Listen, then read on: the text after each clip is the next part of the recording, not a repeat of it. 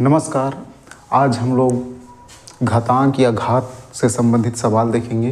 तो सबसे पहले घात और घातांक क्या है इसको समझते हैं। जैसे कोई संख्या है, ले लिए मैं 5 और इसके ऊपर एक संख्या लिख दिया मैं 3, तो इसको हम पढ़ते हैं 5 के घात 3, अर्थात ये कहलाती है आधार संख्या और ये कहलाता है घात या घातांक, घात संख्या। तो इसको कैसे पढ़ते हैं? 5 के घात 3। तो इस टाइप में इसको पढ़ते हैं और यही घात या घातांक कहलाता है। अब इसी के बारे में हमको पढ़ना है आज। तो पढ़ने से पहले हम लोग इसकी कुछ सूत्र होते हैं, बेसिक सूत्र होते हैं, उसको याद करना ज़रूरी है। तो चलो सूत्र को याद करते हैं। पहला सूत्र है x के घात m गुणित x के घात n बराबर क्या होगा? x के घात m धन n। मतलब दोनों को देखने से पता चल रहा है यहाँ क्या है, आधार समान है ना। मैं बताया था यहाँ जैसे 5 के घात 3 लिखा था, तो ये क्या कहलाती है? आधार, और ये कहलाता है घात। तो यहाँ देखो आधार जो संख्या है, ये देखो यहाँ आपको एक्चुअल में x दिखाई दे रहा है, तो x क्या है, या यहाँ m दिखाई दे रहा है, n दिखाई दे रहा है। तो ये जो अल्फ़ाबेट के जो संख्या होती हैं ये कहलाती है चर संख्या कहलाती है। ये सभी क्या है? तुम्हारा चर संख्या है। और चर संख्या क्या होती है? चर संख्या उसको बोला जाता है जिसका मान क्या होता है? परिवर्तित हो जाता है ना। जिसका इसके x की जगह 1 2 3 कोई भी संख्या हो सकती है, अनंत तक की संख्या। उसी प्रकार m की जगह भी कोई भी संख्या हो सकती है, तो उसको हम चर संख्या कहते हैं। और जैसे मैं 3 लिख दिया, तो 3 का मान परिवर्तित होता है क्या? नहीं, इसका मान फिक्स रहता है, 3 का मान 3 ही रहेगा। तो ये अचर कहलाती है। कोई भी संख्या ले लिया मैं, माइनस में हो चाहे प्लस में हो, जैसे -3 भी लूँगा तो भी ये अचर ही कहलाएगा, है ना। तो ये चर और अचर होती है। तो इसके बारे में मैं पहले से वीडियो बना चुका हूँ, ज़्यादा इसमें ना जाते हुए आगे पुनः इसमें आते हैं। तो अगर मेरा क्या है? आधार समान है, आधार क्या है? समान है, x, तो घात क्या होती है? आपस में जुड़ जाती है। किस स्थिति में? जब उन दोनों के बीच क्या होता है? गुना होता है ना। जैसे देख लेते हैं यहाँ पे कोई संख्या उदाहरण ले लेते हैं, जैसे 5 को ही लेते हैं। 5 के घात 2 गुणित 5 के घात 10, ऐसा कोई है ना, सवाल ऐसा है। तो इसमें क्या करूँगा मैं? सूत्र के हिसाब से, है ना, सूत्र के हिसाब से क्या लिखता हूँ? आधार को एक बार लिख देता, आधार लिख दिया 5, और घात क्या होता है ना, जुड़ जाता है ये 2 धन 10। तो इसका आंसर कितना होगा? 10 2 12। ये आंसर है इसका। तो इस टाइप में इसको बनाना है। मेरे ख्याल से सभी को समझ आ गया होगा। आगे देखते हैं हम लोग भाग से संबंधित सवाल। ये गुणा था, अब भाग। इसमें आते हैं, इसको ऐसा भी लिख सकता हूँ, x के घात m बटे x के घात n। तो इस टाइप में भाग वाला रहेगा। तो उसमें क्या होता है ना, देखो आधार समान है। इसमें भी जब आधार समान होता है तो जब आधार समान होता है तो घात आपस में घट जाते हैं। तो इसको घटा देंगे, क्या होगा? ये x के घात m ऋण n, ये x के घात m ऋण n। चलो इसको भी उदाहरण के द्वारा समझने का प्रयास करते हैं। जैसे कि 5 को ही ले लेते हैं। 5 के घात 5 भागित 5 के घात 3, 5 के घात 5 भागित 5 के घात 3, या इसको ऐसा भी लिख सकता हूँ 5 के घात 5 बटे 5 के घात 3, है ना। तो इसका क्या होता है? घात क्या होता है? आपस में घट जाती है। तो हो जाएगा 5 के घात 5 ऋण 3, ये हो जाएगा 5 के घात 5 ऋण 3। दोनों एक ही है, बटे को ही भाग के रूप में लिखा जाता है या भाग को ही बटे के रूप में लिखा जाता है। तो ये दूसरा भी हो गया। इस टाइप में सवाल मेरे ख्याल से बन जाएगा अब, है ना। अब इन दोनों को मिटा देता हूँ। आगे देखते हैं, x के घात m, ये है मेरा सवाल। आगे सूत्र x के घात m, अगर कोई संख्या है, जैसे कि 5 को लेता हूँ, 5 के घात 3, तो उसको और किस रूप में लिख सकता हूँ? इस रूप में लिख सकता हूँ 1/5 के घात ऋण 3। ध्यान देना, अगर यहाँ पे ऊपर में धन रहेगा, यहाँ पे वो ऐसा है मान के चलो, है ना। तो यहाँ धन है, ये घात धन है, तो ऐसा बटे के रूप में लिखूँगा तो ऋण हो जाता है। उसी प्रकार अगर इसको ऐसा भी लिख सकता हूँ, 5 के घात ऋण 3 है, तो ये नीचे में आएगा तो धन हो जाएगा। तो इस टाइप में इसको भी लिखा जा सकता है। तो ये वाला हो गया तीसरा भी। अब आगे देखते हैं एक और इम्पोर्टेंट सूत्र, ये m है, यही 6 इसी का दूसरा रूप है। अगर कोई है जैसे 5/3 पूरे का घात 2 है, तो इसको अगर उलट दूंगा मैं तो ये हो जाएगा 3/5 और पूरे का घात ऋण 2, ये सूत्र के आधार पे। तो ये चौथा सूत्र भी ऐसी है। उसके बाद देख लेते हैं पांचवा सूत्र। सरल है सूत्र, आगे सवाल में यूज़ करेंगे तो और ज़्यादा सरल लगने लगेगा। पांचवा है ना, ये क्या है तुम्हारा, अगर इसमें देखो आधार क्या है, अभी तक देख रहे थे उसमें आधार समान था, अब यहाँ पे देखो आधार अलग अलग है ना। ये हो सकता है कोई संख्या हो सकता है 5, 3, 2 ऐसा करके कोई भी संख्या हो सकता है। तो उसी प्रकार यहाँ आधार अलग अलग है ना। यहाँ कोई चिन्ह नहीं रहता, जब चरों के बीच कोई चिन्ह दिखाई नहीं देता। एक्चुअल में चरों के बीच कौन सा चिन्ह होता है, गुना का चिन्ह होता है। कोई भी चरों के बीच अगर कोई चिन्ह दिखाई नहीं दे रहा है तो समझ जाना वहाँ गुना का चिन्ह है करके, ठीक है। तो इस अगर अलग अलग आधार अलग अलग रहेगा और घात क्या हो जाता है, फिर उस सबके घात में अलग अलग बढ़ जाता है। जैसे लिख दिया 3 × 2 × 7 ऐसा है, और पूरे का घात है 3, तो इसको कैसे लिखूँगा, 3 के घात 3 × 2 के घात 3, सबका आधार है ना, घात वही रहेगा 3 ही रहेगा, 7 के घात 3। तो इस रूप में लिखा जाता है इसको। आगे एक और इम्पोर्टेंट सूत्र,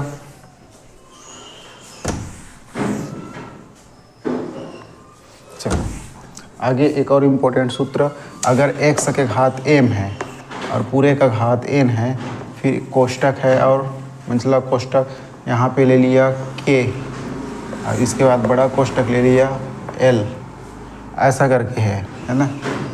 ये इस टाइप में अगर रहेगा सवाल, तो जब ऐसा कोष्टक में रहेगा है ना, तो इसको हम क्या लिखते हैं, गुना में हो जाता है ये, x के घात m गुणित n गुणित k गुणित l।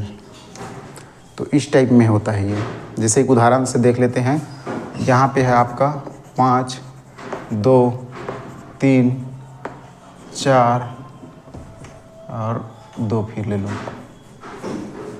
इस टाइप में है ना। तो ये हो जाएगा आपका, क्या हो जाएगा, 5 के घात 2 गुणित 3 गुणित 4 गुणित 2 है ना। 4 × 12 दूने 24, 24 दूने 48 है ना। 5 के घात कितना होगा, 48। तो इस टाइप में इसको बनाते हैं। तो ये सूत्र आप लोग सभी याद रखना, ये इम्पोर्टेंट सूत्र है। इसी के आधार पे हमारा कहीं से भी क्वेश्चन आए, कहीं से भी कुछ भी सवाल पूछे, इन्हीं 5-7 सूत्र के आधार पे हमारा सवाल बनेगा। एक और सूत्र होता है, x के घात 0 बराबर 1 होता है ना। कोई भी संख्या है उसका घात अगर 0 आता है तो उस स्थिति में उसका मान कितना होता है, 1 ही होता है। जैसे अगर यहाँ पे 105 है, इसका घात 0 है तो ये 1 होगा है ना। 27 का घात 0 है तो इसका मतलब एक कोई भी संख्या ले लो है ना, कोई भी संख्या ले लेते हैं और उसका घात अगर 0 होता है तो उसका मतलब उसका मान कितना होगा, 1 ही होगा, ठीक है। तो ये सभी सूत्र को याद रखना। अब हम लोग आगे सवाल में आते हैं।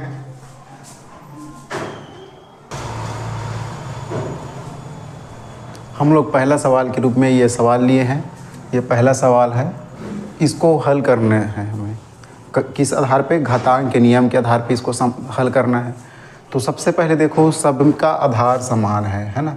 आधार क्या है, X Y X Y X Y, एक साथ ले सकता हूँ मैं क्योंकि समान है, तो एक साथ लेने से क्या हो जाएगा, सरल हो जाएगा, ठीक है।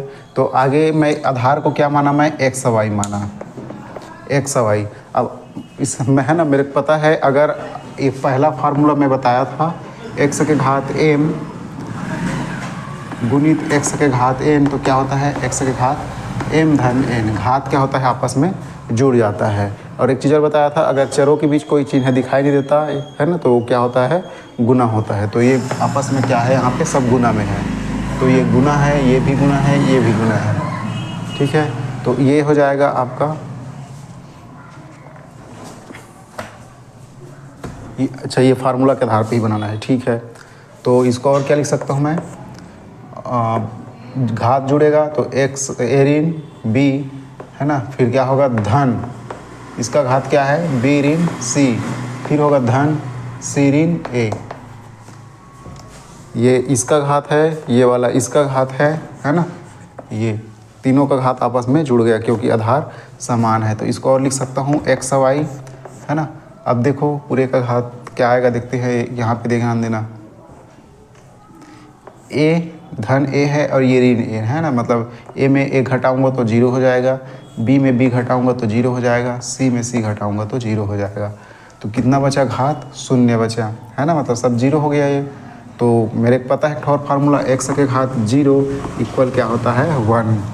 तो इसका मान कितना आएगा 1। यही आंसर है। ठीक है, आगे दूसरा सवाल देखते हैं।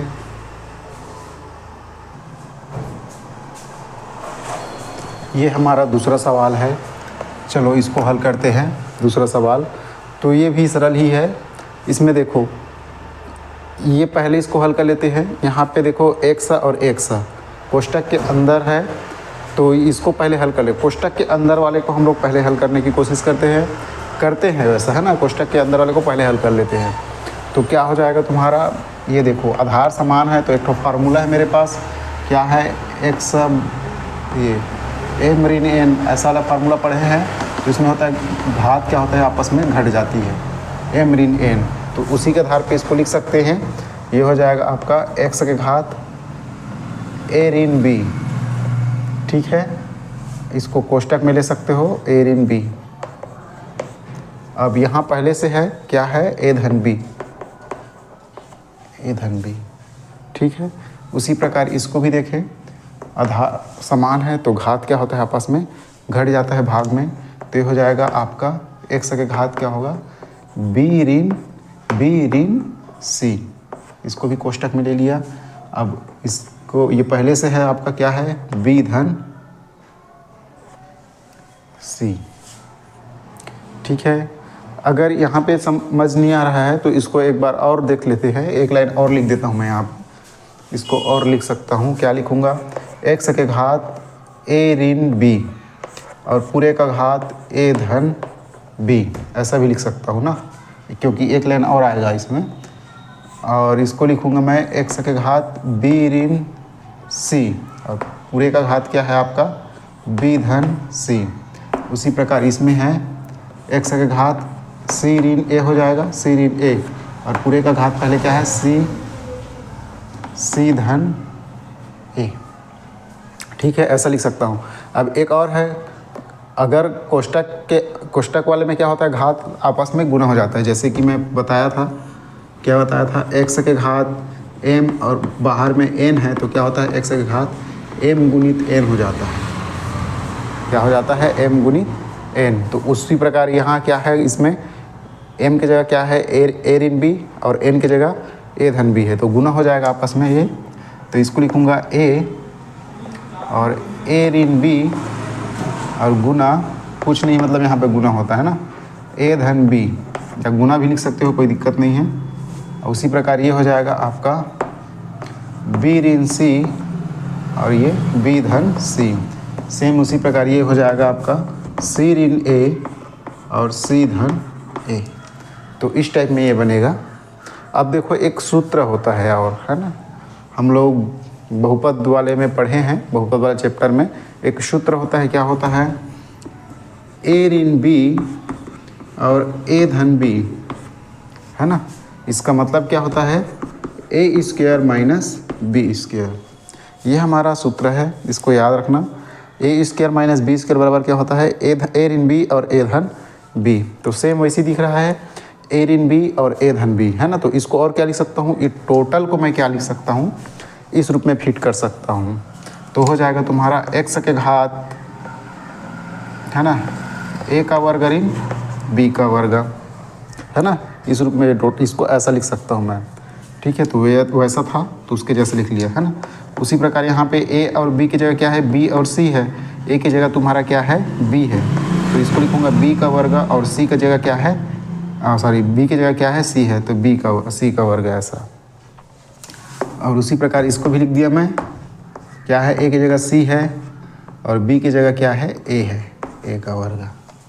तीनों एक जैसा है, ये फार्मूला के आधार पे इसको ऐसा लिख सकता हूँ मैं। है ना, मतलब इसके ये जो यहाँ ये जो लिखे रहेगा उसकी जगह ये लिखूँगा, इसकी जगह ये, है ना, क्योंकि मेरा फार्मूला ये होता है, उसी के आधार पे ऐसा लिखा। अब आगे देखो, आधार समान है तो तुमको पता है घात क्या होती है, जुड़ जाती है। तो चलो घात को जोड़ देंगे, फिर आधार समान है तो क्या होगा, a का वर्ग ऋण b का वर्ग धन, है ना, ये पहला पॉइंट हो गया इसका। अब इसका घात क्या है, b का वर्ग ऋण c का वर्ग, है ना, इसका भी हो गया। अब फिर धन, इसका घात क्या है, c का वर्ग ऋण a का वर्ग, ये तीनों घात है। ठीक है, तो देखो अब जो कटेगा उसको काट सकते हो, नहीं कटेगा उसको मत काटना। ठीक है, तो धन a का वर्ग है और ऋण a का वर्ग घटा दूंगा तो कट जाएगा ये यहीं से। ऋण b का वर्ग है और ये धन b का वर्ग है तो कट जाएगा, है ना। धन c का वर्ग में ऋण c का वर्ग घटाऊंगा तो ये भी कट जाएगा, है ना। तो x के घात कितना आया, 0, है ना, और इसका मतलब क्या होता है 1, मेरे को पता है फार्मूला ना, क्या है, x के घात 0 इक्वल कितना होता है 1, तो ये 1 इसका आंसर है। तो इस टाइप में दूसरा सवाल बनेगा, है ना। आगे पुनः तीसरा सवाल की ओर आते हैं।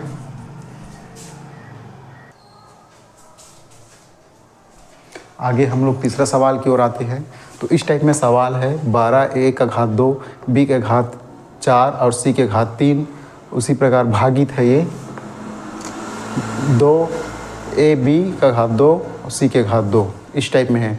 तो इससे पहले मैं बताया था भागित को हम लोग किस रूप में लिख सकते हैं, बटे के रूप में लिख सकते हैं। तो लिख दो ऐसा 12 a के घात 2, b के घात 4 और c के घात 3 बटे 2a b के घात 2 और c के घात 2।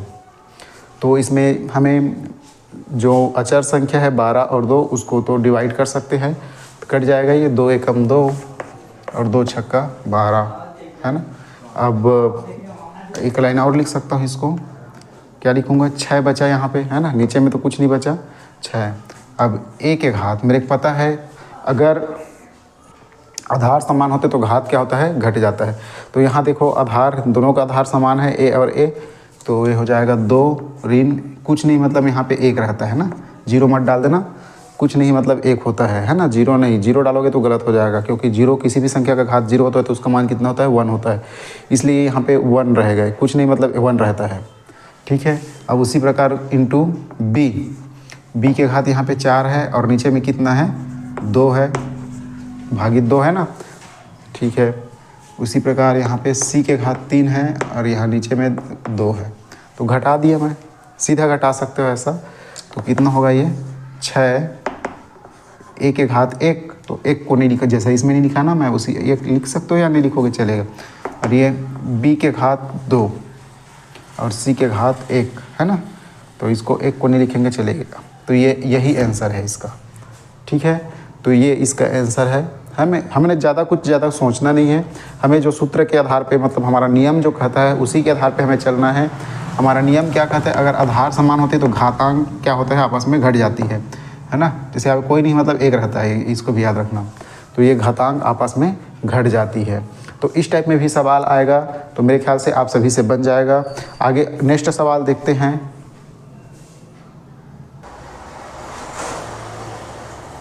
अगला सवाल है 1/216 पूरे का घात ऋण 2/3 भागित 1/27 और ऋण 4/3। तो इस टाइप में सवाल है अपना। तो सबसे पहले ऐसा कोई भी सवाल दिखाई देता है, उसमें हम लोग क्या करते हैं, उसमें हम लोग कोशिश करते हैं कि आधार को सरल कर रहे हैं, यह है ना, आधार को सरल करें और क्या करें, उसको समान बनाने की कोशिश करें। ठीक है, तो इसको पहले सरल बनाने की कोशिश करते हैं। इसको सबसे पहले क्या करो, गुणनखंड ले लो, इसका 216 का गुणनखंड ले लेते हैं, निकाल लेते हैं। लघुत्तम समापवर्त्य निकाल लो इसका, 2 से 2 एकम 2, 2 अट्ठे 16, है ना, 2 एकम 2, 2 शून्य 0 और 2 अट्ठे 16, फिर 2 से जाएगा 2 पंचे 10 और 2 चौके 8, 2 से जाएगा 2 दूने 4, 2 सत्ते 14, 3 से जाएगा 3 त्रिक 9 और 3 9 27, 3 से जाएगा 3 त्रिक 3 एकम 3। तो ये क्या है, देखो 2 कितना बार है, 1 2 3, 1 2 और ये 3, मतलब 2 के घात 3 है ना।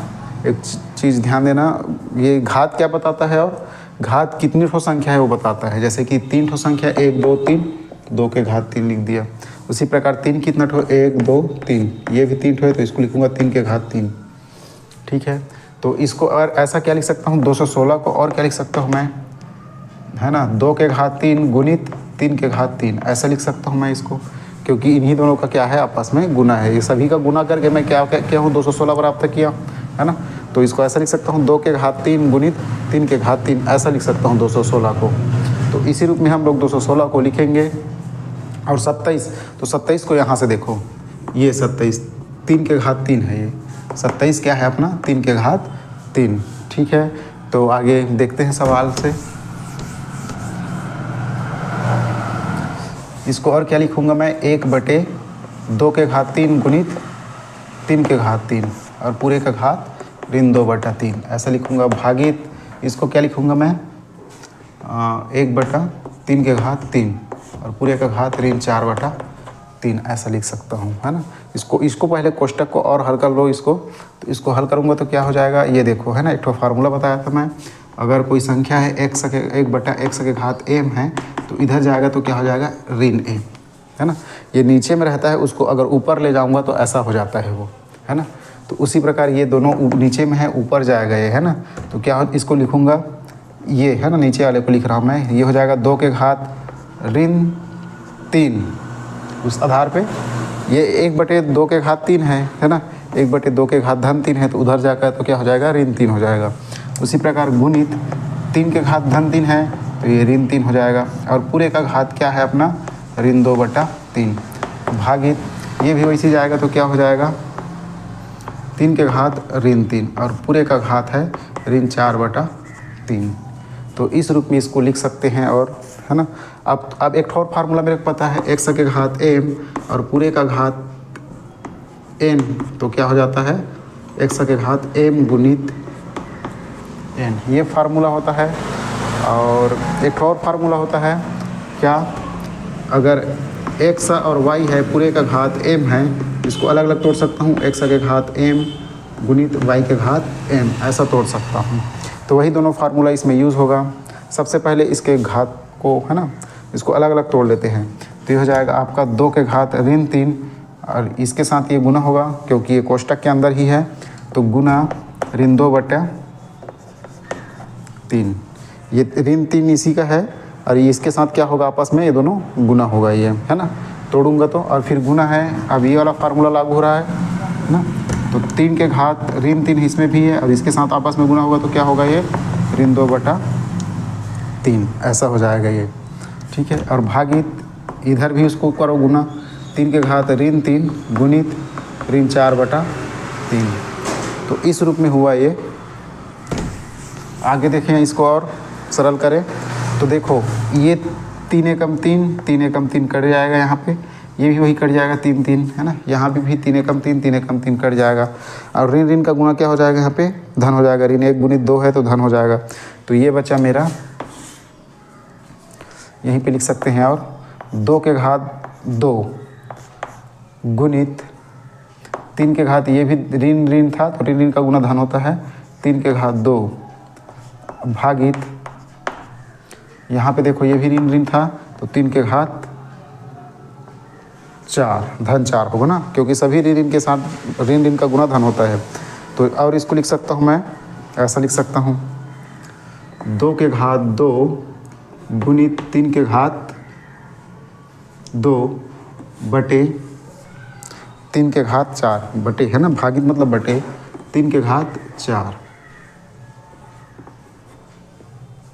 ठीक है, तो यहाँ पे और क्या कर सकते हो, इसको देखो आधार समान है तो घात क्या होगा आपस में घट जाएगा, है ना, या इसको डायरेक्टली ऐसा भी कर सकते हो, घटेगा तो कितना होगा 3 के घात 2 आएगा, है ना, 4 में ऋण 2 हो जाएगा, ऋण 2 होगा, है ना।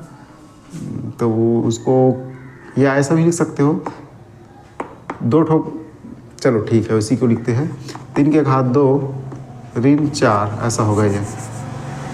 तो इसको लिखूँगा 2 के घात 2 गुणित 3 के घात ऋण 2, मतलब ये हो जाएगा ना, एक लाइन लिख सकते हो 2 के घात 2 गुणित 3 के घात 2 ऋण 4, तो 3 के घात ऋण 2, है ना।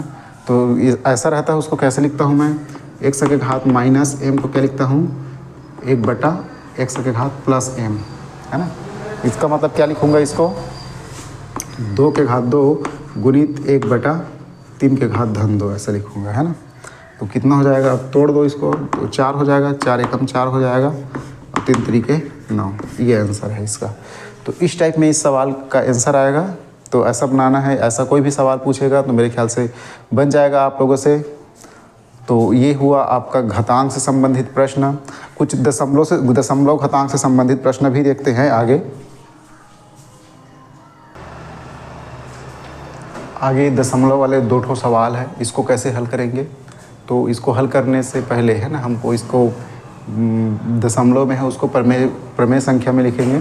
तो कैसे लिखेंगे प्रमेय संख्या, देखो यहाँ ऊपर में क्या है 001, इसका मतलब क्या आ गया, ये 1 हो गया।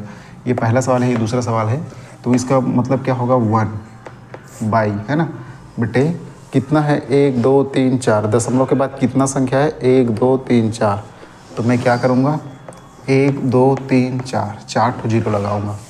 इधर देखना दशमलव के बाद 1 2 3 4, तो 1 2 3 4 ठो जीरो लगा है, ठीक है। और पूरे का घात कितना है 0.25, है ना, 0.25 है, ठीक है। अब ये देखो ये किसका वर्ग, ये इसको आप लोग क्या करना, वही लघुत्तम समापवर्ती निकालना, है ना। तो आखिर में ये क्या बनता है 10 गुणित 10 ऐसा बनेगा, है ना। 10 गुणित 10 पूरे, है ना, 10 गुणित 10 नहीं, 10 गुणित नहीं 10 नहीं 100 गुणित 100, या इसको ऐसा लिख सकता हूँ मैं, नहीं 100 गुणित 100 नहीं, एक्चुअल में ये क्या है 10 गुणित 10 गुणित 10 गुणित 10, ये ऐसा है 10 का 4 बार गुना है तो ये 10,000 होता है, ठीक है। तो इसको एक्चुअल में अगर इसको लघुत्तम निकालोगे, है ना, तो क्या होगा ये 2 गुणित 5 2 गुणित 5 2 गुणित 5 2 गुणित 5 ऐसा करके 4 बार आएगा, 4 ठो 2 आएगा और 4 ठो 5 आएगा, है ना। तो अलग अलग करोगे क्या होगा ऐसा 10 10 10 10 करके जोड़ी बनेगा वो, है ना। मतलब ऐसा भी लिख सकते हो 2 के घात 4 और 5 के घात 4, है ना।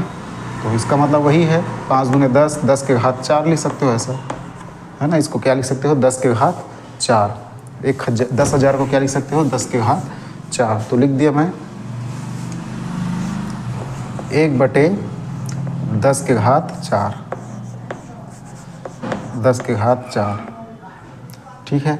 या इसको और कह सकता हूँ 1 के घात कोई भी संख्या किसी, है ना, 1 का घात कितना भी क्यों ना हो उसका मान कितना होता है 1 होता है। 1 के घात 4 करूँगा तो 1 ही होगा, 1 गुणित 1 गुणित 1 गुणित 1 गुणित 1 करोगे तो कितना आएगा 1 ही में 1 आएगा ना। तो उसी प्रकार एक ऐसा इसको ऐसा लिख सकता हूँ, है ना, पूरे का घात 4। एक्चुअल में 10 के घात 4 था, उसको ऐसा लिख सकता हूँ क्योंकि 1 के घात 4 1 ही होगा वो, है ना। और ये और उसके बाद इसके और लिख लो क्योंकि यहाँ और घात है 0.25, है ना। तो ये ऐसा है। अब आप लोग को पता है एक फार्मूला क्या है,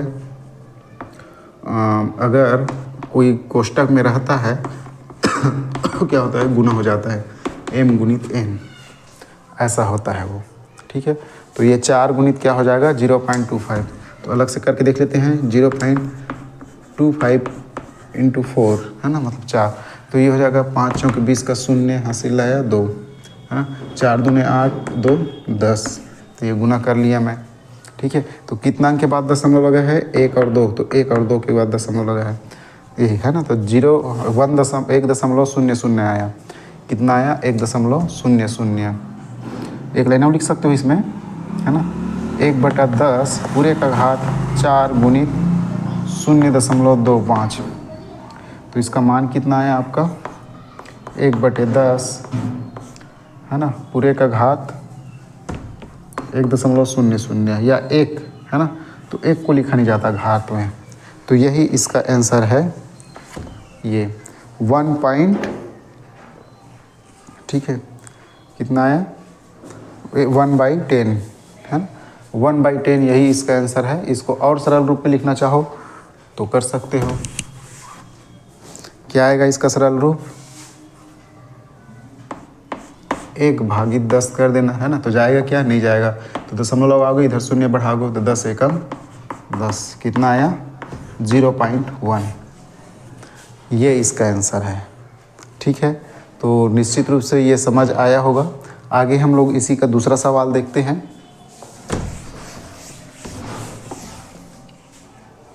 दूसरा सवाल है, यहाँ कितना है, संख्या कितना है 81 है मान के चलो, दशमलव के बाद ये क्या है, इसको मिटा देता हूँ, 81 बटा, अब देखो दशमलव के बाद कितना अंक है 1 2 3 4, तो क्या लगाओगे 4 ठो शून्य लगाओ, 1 2 3 4।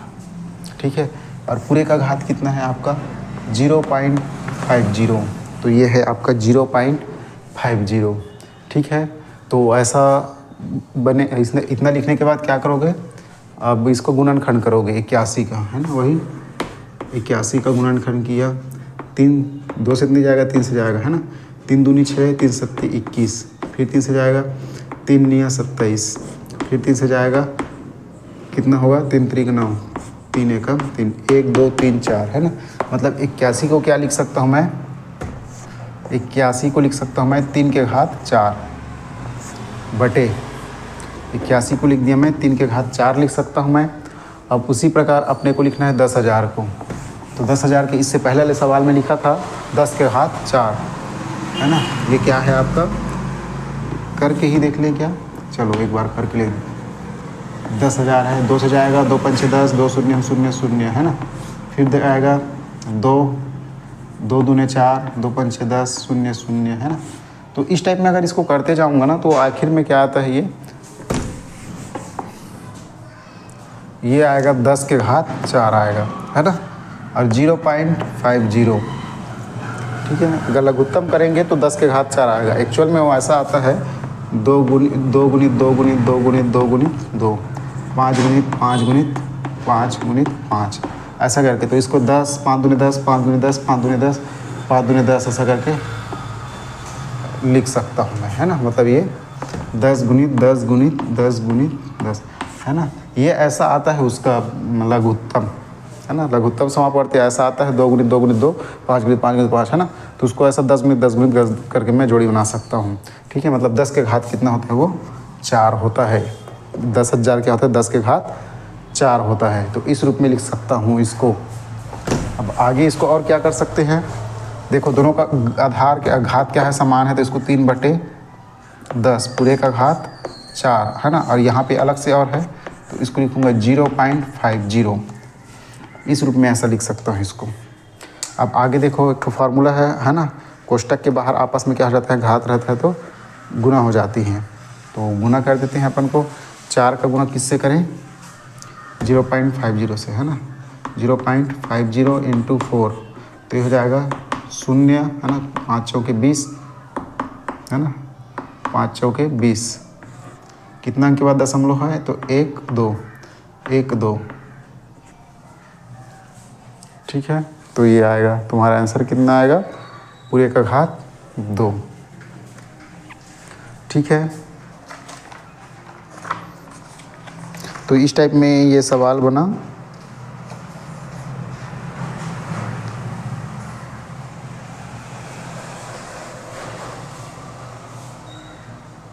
अच्छा, एक लाइन लिखना भूल गया ना मैं, सॉरी। और इसको क्या लिख सकता हूँ मैं, इधर लिखो, है ना, 3 के घात 10, 3/10 पूरे का घात 4 गुणित 0.50, तो ये आएगा तुम्हारा 3/10 पूरे का घात कितना आया, 2 आया, है ना। इसको मल्टीप्लाई किया तो, है ना, कितना आया, 2। ठीक है, ये आंसर कर सकते हो, या इसको और सरल कर सकते हो, तो 9 कितना होगा, 100, है ना।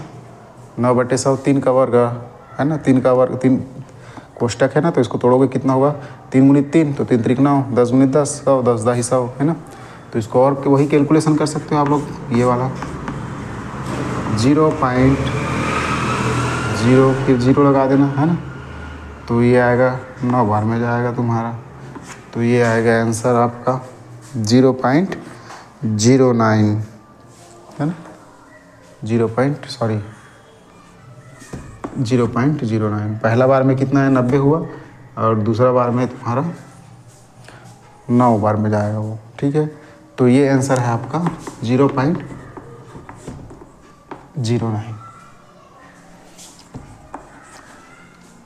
तो ये इस टाइप में सवाल बनेगा, है ना, इस दशमलव वाला। आगे है एक और सवाल देखेंगे हम लोग। आगे हम लोग एक और इम्पोर्टेंट सूत्र के बारे में डिस्कस करेंगे। ये सूत्र है आपका, अगर देखो, है ना, x के घात m बराबर x के घात n है, इन दोनों के बीच कौन सा चिन्ह है? बराबर का, है ना। अगर ऐसा बराबर होता है तब आधार अगर समान होता है तो घात क्या होती है? समान हो जाती है। ध्यान देना, इसमें बराबर होना ज़रूरी है, ठीक है। बराबर अगर ऐसा है और आधार समान है तो घात आपस में क्या हो जाती है? समान हो जाती है। उसी प्रकार अगर बराबर, है ना, x के घात m बराबर y के घात m है ना, तो इस स्थिति में अगर घात समान है तो आधार भी क्या हो जाती है? समान हो जाती है। बस हमारी शर्त क्या है? दोनों स्थिति में दोनों के बीच कौन सा चिन्ह होना चाहिए? बराबर होना चाहिए, तभी ऐसा संभव है, ठीक है। आगे हम लोग देखते हैं, ये सवाल है, इसी से संबंधित सवाल है।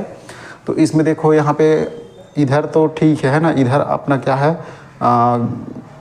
2 गुणित 2 है ना, तो इसको पहले सॉल्व कर लेते हैं ना, और उसके बाद ये 64 है। लेकिन यहाँ पे मेरे क्या चाहिए? आधार समान होना चाहिए, है ना। एक तो ये वाले सूत्र में फिट होने के लिए क्या होना चाहिए? आधार समान होना चाहिए, और ये वाले सूत्र में होने के लिए मेरे क्या चाहिए? घात समान होना चाहिए, है ना। तो घात तो समान नहीं हो सकता क्योंकि इधर x है, इधर x नहीं है ना। तो सबसे पहले आधार समान करने के लिए इसका गुणनखंड कर लेते हैं। 64 का गुणनखंड करते हैं, 2 से जाएगा, है ना, 2 3 6 और 2 दूने 4, फिर 2 से जाएगा, 2 एकम 2, 2 छक्के 12, फिर 2 से जाएगा, 2 अट्ठे 16, 2 चौके 8, 2 दूने 4, 2 एकम 2, 1 2 3 4 5 6, है ना। ये क्या है? इसका मतलब 2 के घात 6। 64 क्या है आपका? 2 के घात 6, है ना। ये इसका मतलब 2 के घात 6 है, ठीक है, 2 के घात 6, ये 64, ठीक है। इसको आगे नेक्स्ट लाइन में लिखेंगे। अब ये देखो, इधर क्या है अपना? आधार समान है, ठीक है, तो घात क्या होगा? जुड़ जाएगा। तो चलो जोड़ देते हैं। तो इसको लिखूंगा मैं दोनों को, है ना, क्या लिखूंगा? 2x + 6, है ना, प्लस जुड़ जाएगा ये x - 3, है ना।